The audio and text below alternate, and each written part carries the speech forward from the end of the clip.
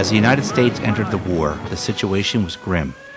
Japan had destroyed much of America's West Coast fleet and now controlled vast areas of the Pacific.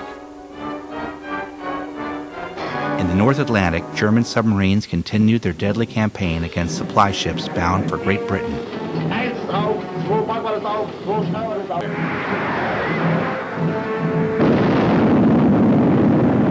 And in Europe, German armies had invaded the Soviet Union.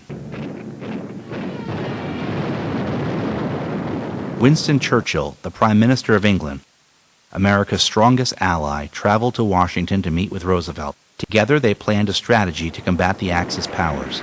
It began to pay off in June of 1942, as the Allies slowly stopped the expansion of the Axis powers and began to take the offensive. In the epic Battle of Midway in June 1942 was a major turning point. The U.S. Navy destroyed 4 Japanese aircraft carriers and ended Japan's dominance in the Central Pacific. A month later, American forces invaded the island of Guadalcanal. This was the first step in a strategy that came to be called island hopping, an island-by-island advance toward the Japanese homeland. In Europe, the situation also improved. British forces defeated the German Africa Corps in Egypt. An Anglo-American invasion force landed in North Africa to clear the continent of Axis forces. And the German advance in the Soviet Union was stopped in a series of hard-fought battles. In 1943, the tide of battle continued to turn in favor of the Allies, as they gained greater and greater control of the fighting in both Europe and the Pacific. The Soviet Union turned back the German invasion and began driving Hitler's armies westward. In July, the Allies invaded Sicily. The invasion led to the overthrow of Mussolini's government, and Italy surrendered soon after. The Battle of the Atlantic, the campaign to end the German submarine menace in the North Atlantic Ocean, began to turn in the Allies' favor as well. The Allies needed to eliminate this threat so they could begin the giant buildup of men and supplies in Great Britain that would be needed for the decisive invasion of Northwest Europe. From 1942 to 1944, the Allies pondered when, where, and how a second front in Europe could be opened. This thorny issue caused considerable friction between the big three, as Roosevelt, Churchill, and Stalin each had their own ideas concerning the plan of attack. Stalin demanded that his allies strike quickly at the heart of Hitler's empire in northwestern Europe to distract and draw off a portion of the German forces that were attacking the USSR. Roosevelt also favored an assault on northwestern Europe, but realized the attack would require time for careful planning and preparation. Churchill pushed for a more limited peripheral strategy of attack along the edges of the Axis empire. Not until November 1943, at the Big Three meeting in Tehran, were the Allied leaders able to agree to a spring 1944 invasion. Though the war was far from won, the talks also included discussion of a post-war United Nations organization. Soviet fears of a resurgent Germany led the Russians to demand territorial adjustments in Eastern Europe to establish a larger post-war buffer zone between Germany and the USSR.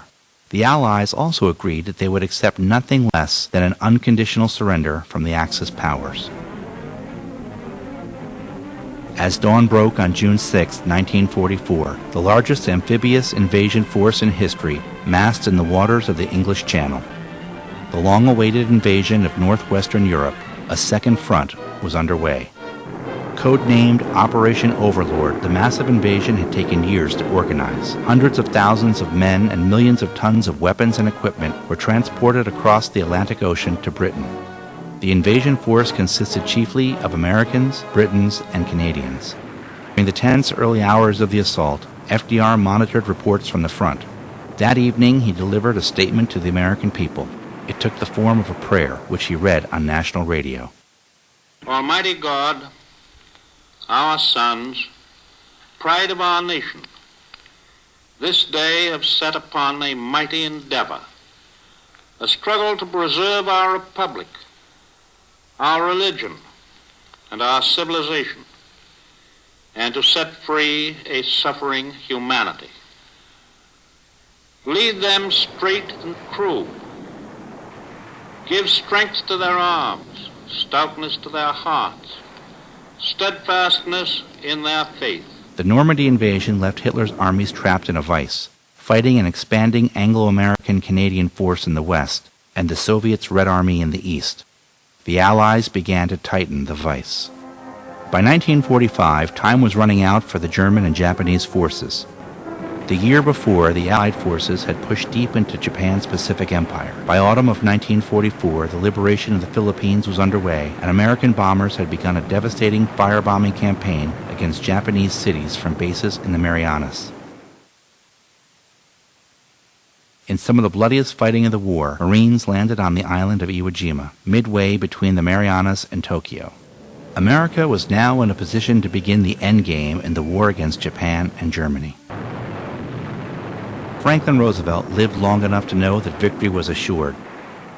But on the morning of April 12, 1945, as World War II entered its 2051st day, an exhausted President Roosevelt awoke in his cottage at the presidential retreat in Warm Springs, Georgia. Worn down by heart disease and the stresses of wartime leadership, he had gone there for a brief vacation. At 1 p.m., he was studying papers and sitting for a portrait painter when he suddenly complained of a terrific headache. Seconds later, he collapsed. Within hours, the commander-in-chief was dead of a massive stroke.